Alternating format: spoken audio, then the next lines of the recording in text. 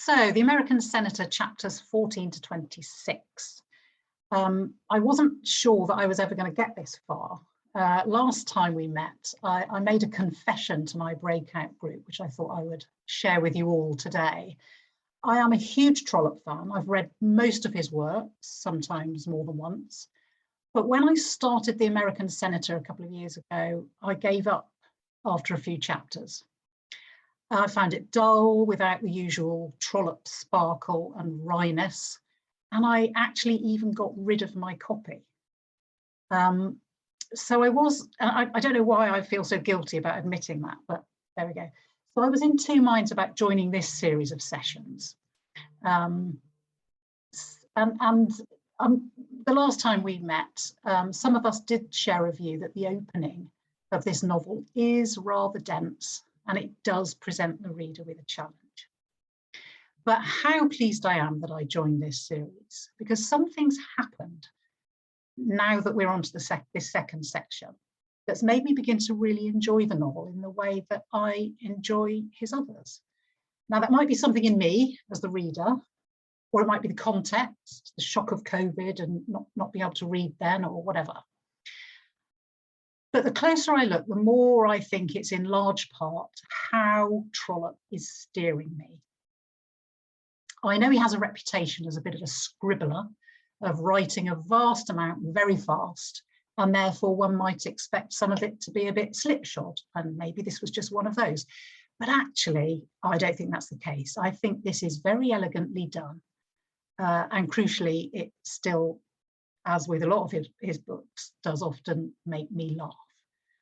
So I thought what I'd talk about is how I think Anthony Trollope gets the reader on his side, or gets this reader on his side. And obviously we can discuss if that works for everybody.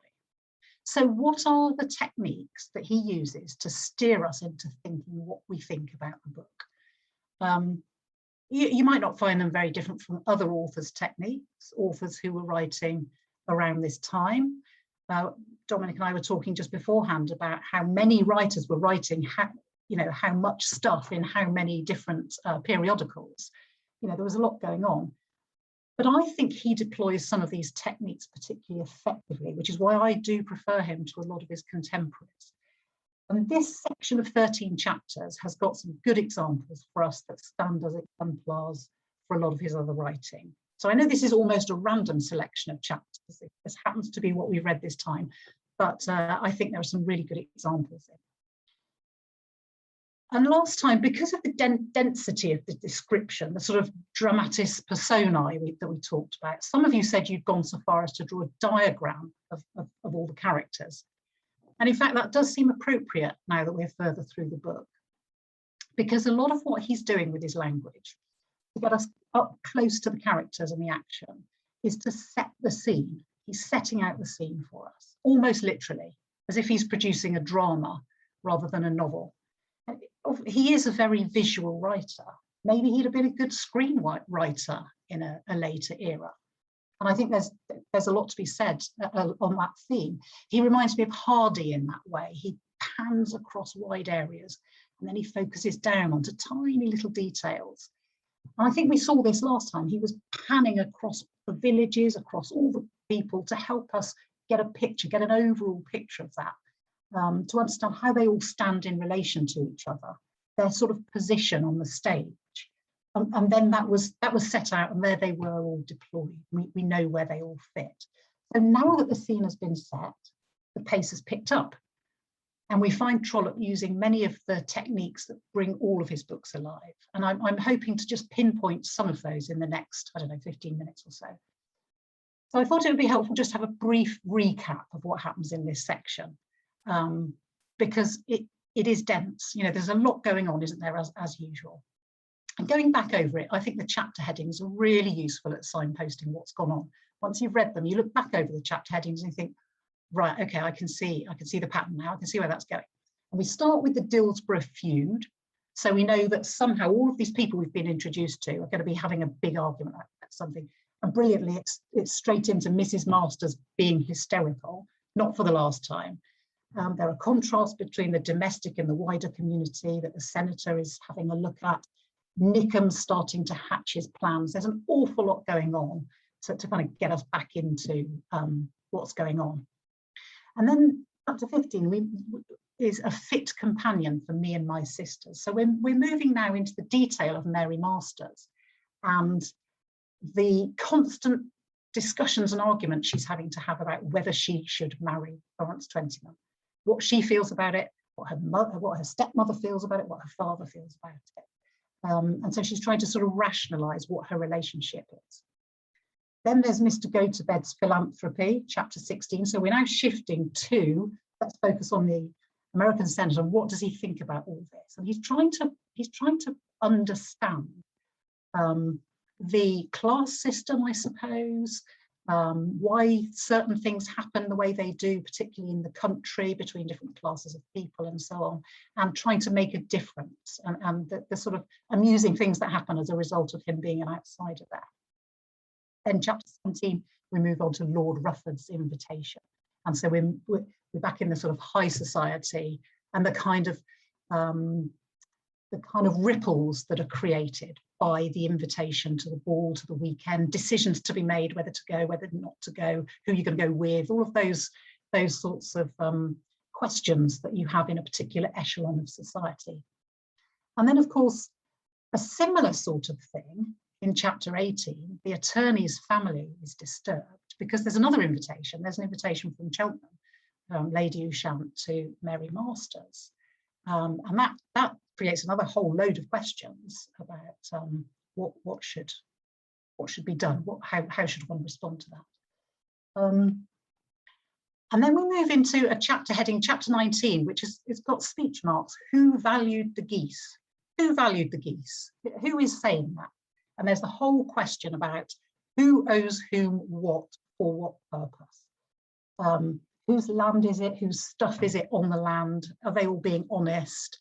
And is the American senator ever going to be able to make any sense of this? And then we shift in chapter 20, there are covenances, to Arabella Trefoil and her machinations, I suppose, about how she's going to play this whole business about the ball and who she's engaged to and who she might be engaged to. And it's an interesting reflection on the Mary Masters situation. Somebody desperately wanting to marry her, Arabella Trefoil desperately thinking she might want to marry somebody if the situation is right and the money's right and all the rest of it. So she's trying to set her own scene. She's trying to. I think I must say I think that Trollope is very good at Arabella, and we'll come on to that perhaps a bit later on, at her thought processes and how she's going to play this. We then have chapter 21, the first evening at Rufford Hall, and a few chapters later we have the last morning at Rufford Hall, and within that a whole lot of things are happening. So the first evening at Rufford Hall, people trying to place themselves, Arabella's mother just getting on people's nerves, that sort of thing going on, and you can just see all of those people sort of preparing themselves for this very, very important situation. Then the one-word title, Jemima. So we know something is going to happen with this horse. And there's a question about whether Arabella should ride the horse or no, Caneback should ride the horse, and so on. And of course, the next chapter is called Poor Caneback. So we don't even need to read it, do we, to know that it's all going a bit wrong. And then there's the ball. So it can't be that bad because the ball goes ahead. And we know what happens there. There is a question about whether the ball should go ahead, but he's not dead yet, so that the ball goes ahead. Then there's the last morning where Arabella is really ringing out all of her options. She's staying the last morning. She's staying till the very last moment to essentially see whether Lord Rufford might want to get engaged to her. She's doing her job very well there, I think. And then we finish with Give Me 6 months, which is back to Mary, and she doesn't want to move anywhere near that fast. She just wants a bit of thinking time, and will you please just let me think this through. So that's just a little summary of what's happened. And it's a huge amount, isn't it? We've ranged around the whole community. We've learned what the various alliances are, the likes and the dislikes. We've discovered more about a whole range of characters. So it is like it's like a load of episodes of a show going on in a way. So what are some of the ways in which he lets us know what he wants us to think about it all? And I think there are a lot of different things he does. I mean, you could go on forever about this, I'm sure. But one of the really simple ways is what he calls his characters. So Nickum, for example, the name Nickum, I mean, that's a pretty shortcut, isn't it, to an understanding of how this man might carry out his job. And I think with some characters, Trollope just likes the shortcut. I'm going to give him a name that makes it really clear what you're supposed to think about this person. Caneback, Major Caneback. You know, before he's even got on a horse, you know he's not going to be the kind to ride gently. So it's a pretty crude technique. They're not always very convincing names. You don't necessarily think there's somebody who actually has that name, but it does work. It does work. It tells you what to think. And then again, fairly straightforwardly, there's how he has them speak. It's not quite dialect. It's not quite phonetic. He doesn't do all of that gall-blimey governor kind of thing that can grate on you as a reader because you can't hear it. But often there's a kind of rendering about how the voice sounds so that we can begin to hear the differences between the characters while we're seeing them on the page. So, for example, hilarious Mrs. Masters. She accuses her rather gentle husband of chucking the bread out of the children's mouths. You can hear her saying it, especially as quite a lot of what she says is punctuated by exclamation marks. And towards the end of this section, she has yet another go at Mary with her claptraps and tantrums. I can't imagine many of the characters, particularly the upper class ones, using that kind of phraseology, and gives herself up to a deluge of hysterical tears. It's quite a solid section of writing, lots of short phrases, questions, and so on. So I think that the writing is kind of reflecting how difficult she is to listen to, you know. I think it'll make a good script. You know, it's a good bit of script writing. And the similar thing happens with Gourley and his wife. The way they speak, the way it's written on the page, just brings out their characters and how they're not quite understanding the senator, but they think they might be able to kind of get what they need out of him. But in addition to these fairly straightforward techniques, I think there are some other rather more subtle ways in which he's steering us into thinking particular things about the characters and the action. And I particularly like the way in which he's both inside and outside the character. I'm sure there must be a technical term for this, I'm sorry I didn't know it, but he's at the same time an omnipotent creator. He's pulling all the strings. He's very clearly in charge. But he also affects to be an innocent bystander who's just reporting what he's observing as it goes past him. And it's really interesting, I think, to see how he does this. So, for example, he wants us to believe that he doesn't quite know what's going to happen next. A sort of element of surprise. It's all happening around him, unfurling at the same time for him as it is for us. So, for example, when Nickum is deciding how he might play that Gourley situation, you know, what's the best position to be in for Nickum in that situation? Trollope says he probably felt, whatever it was he was feeling, as if Nickum has got a mind that's completely separate from the narrator, that the narrator can't fathom. He probably thought, I mean, I don't know, he might have thought this, probably.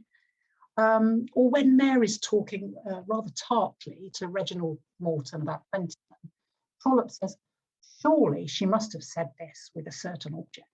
Sure, and we know, don't we, whenever we say surely, I'm sure, what we mean is, I'm not sure.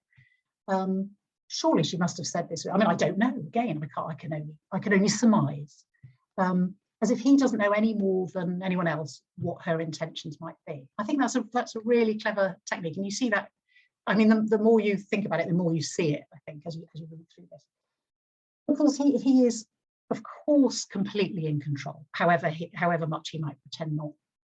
And one other way in which he steers the reader in a very controlling fashion is to use the second person to actually speak directly to the reader.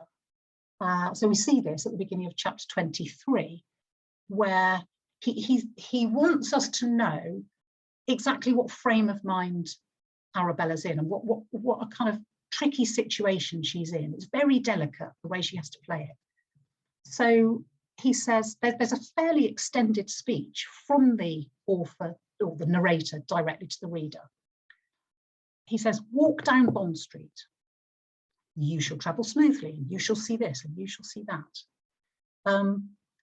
So you have to be there, you're right in there. He's talking directly to you, almost as if he's looking out of the screen. Again, I mean, I might be getting a bit obsessed with this idea of screenwriting, but he's looking straight at you as a reader. He's not turning aside and pretending he is with you. He's talking to you. Or he says something when they're wondering whether the ball should go ahead. He says, it is a bore when a gentleman dies in your house. As if, you know, we've all experienced that. We know, don't we? We know what that's like. We're encouraged to feel with the character because Trollope's telling us what to feel. Or when John Morton's deciding whether to accept the invitation to Rufford Hall, the narrator says, when various details of hospitality have been offered by a comparative stranger, a man hardly likes to accept them all. A man such as you, who are reading the book, you know, or Arabella Trefoil, to use a common phrase, knew what she was about. So to use a common phrase, a common phrase that you and I would understand. And I think those are very clever ways of drawing you into thinking of it. And interestingly, looking back at the chapter headings, there are two headings that are in the first person, and those two focus on Mary Masters and what she's thinking and feeling about Larry Twentyman and the pressures on her to decide to marry him. So chapter 15, a fit companion for me and my sisters. And chapter 26, where we end this section, is give me 6 months. So that using the first person gets the reader right up close to her. We're actually right inside her head. She is speaking. So it's being signaled that her thoughts are very important for us. And another technique that I mentioned at the beginning is the scene setting, the setting up of the venue, the furniture, the atmosphere. And there's a really effective example of this towards the end of the section. At the end of chapter 24, once the ball is over, which is always a good time for a bit of drama, isn't it, when a ball's over, he walks us almost as if there's a camera following through the drawing room into a vestibule, opening off which there was a small chamber, prettily furnished but seldom used, which had no peculiar purpose of its own, but in which during the present evening many sweet words had probably been spoken. And again, probably, I mean, I don't know. I've just appeared here at the same time as you have. So he's walked us through, and here Arabella had just got up from a sofa and he had taken her hand in his. So Trollope's focused in on this moment. He hasn't introduced it. We've got no idea what happened before, nor has he, because he's only just arrived there with us.